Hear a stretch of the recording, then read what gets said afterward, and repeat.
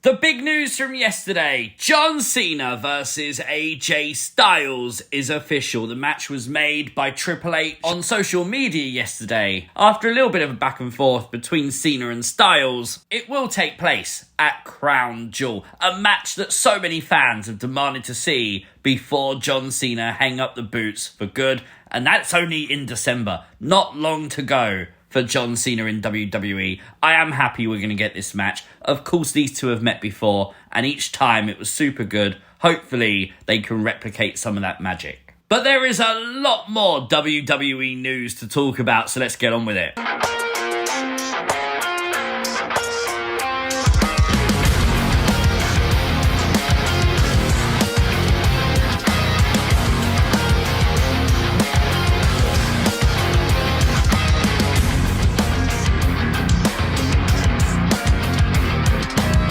It started with a cryptic video posted featuring two WWE superstars and the official announcement yesterday by Call of Duty, The Undertaker and Alexa Bliss, represented here by their charms, obviously the Taker symbol on a tombstone and the Lily doll, are coming to Call of Duty Mobile. That's so cool. Honestly, what a cool moment that must be for Alexa Bliss. Talking of very cool moments though, WrestlePro, amid the rumours that Vincent and Dutch the Righteous have signed with WWE, they reunited, or should say united, with Karrion Kross, now Killer Kross, and Scarlett. Now this is awesome to see, because if you didn't know, this is something Bray Wyatt wanted to deliver to WWE, but of course we all know what happened there. Things didn't work out. Vince McMahon came back, the Righteous weren't hired because of the hiring freeze, but the union has happened,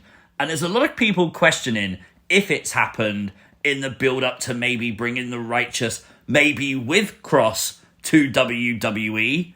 Anything's possible. Last night on NXT, we witnessed the first round of the invasion by TNA, with TNA stood standing tall. But we'll come back to that in a moment, because something else that happened last night was Jasmyn Nyx got laid out. Now, we didn't know who did this, whether it was TNA, whether it was Lainey Reed, whether it was a member of Fatal Influence. All we knew was JC and Fallon turned their back on Jasmyn and just said, oh well, it was time to cut her anyway. Well, it looks like Jasmyn Nyx is also leaving WWE, and this was actually done to write her off of TV. PW Insider reporting today, and then backed up by Fightful and Body Slam, that WWE did offer Jasmyn Nyx a new contract, which she rejected, hoping maybe to negotiate, but WWE just said no. So Jasmyn Nyx will be a free agent once her contract comes up. Not sure when that is, but I've seen a lot of people saying that she should go to TNA.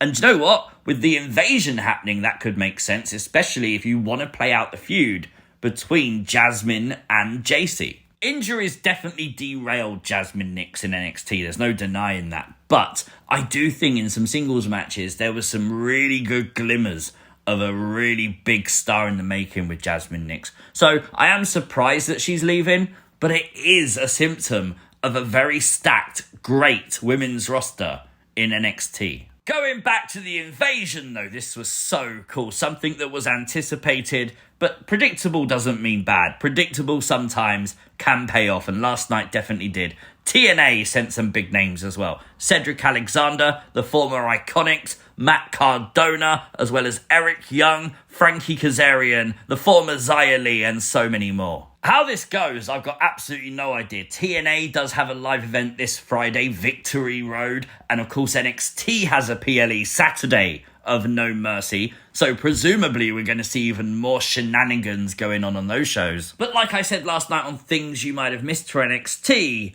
I want to see so much from this. I want to see this be a multi-month story, eventually leading to a huge War Games match. That could be so cool. Tickets for Wrestlemania 42 have gone on sale, but before you all go and rush and buy them, you might need to sell a kidney first. So, these are nosebleed seats, $1,000 for nosebleeds. There are also some bronze VIP packages on the other side, still in nosebleeds for $1,500. About midway into the arena is about $1,600. Okay. Still quite expensive though, considering you're sat midway, But then look at this. This is floor seating. Nearly $9,000. Second row becomes $32,000. It keeps going up as we go front row. $38,000. And look at this.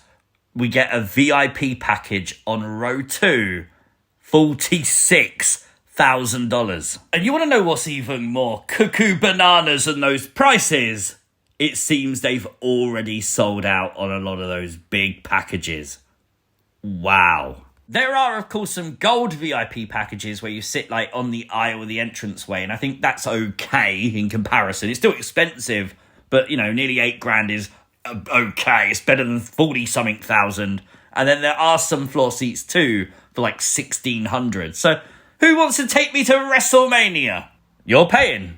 Talking to Going Ringside, Tiffany Stratton has addressed the recent health concerns that have been talked about on social media, saying physically she's okay. She had a rough landing following the moonsault on SmackDown, and she thinks it was just more precautionary and kind of monitoring the situation than anything else, but she's doing good and she's great. An update on Piper Niven. Piper Niven has sustained a serious neck injury. That's the reason she's off of WWE TV. Fightful Select, though, reporting that while serious, she is expected to come back, which thankfully is contrary to what the Wrestling Observer newsletter recently reported, that Piper's sustained a neck injury and it was career-ending and she wasn't expected to come back to WWE. So good thing that Fightful cleared that one up. And obviously we just hope that Piper Niven's doing okay and hopefully she's back ASAP. Body Slam are reporting that one of John Cena's future opponents before he retires could be Dirty Dominik Mysterio. Now, I like Dirty Dom. I like two belts Dom.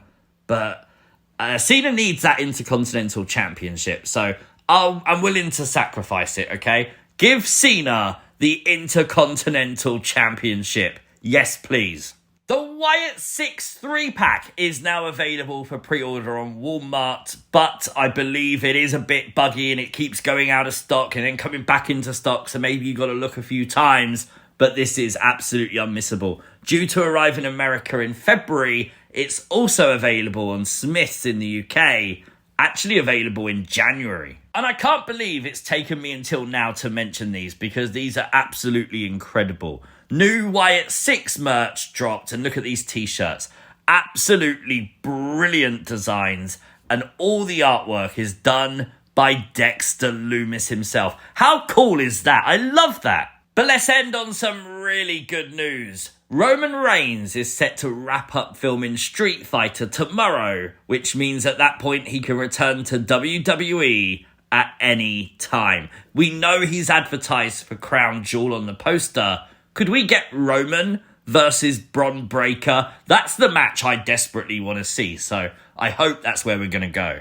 There is your Wednesday WWE news. Let me know your thoughts, your theories and hot takes in the comments section down below. If you are new to the channel, hit the subscribe button, turn on the post notifications. You'll never miss another upload. Like the video, share the video, and I'll catch you Friday for things you might have missed SmackDown.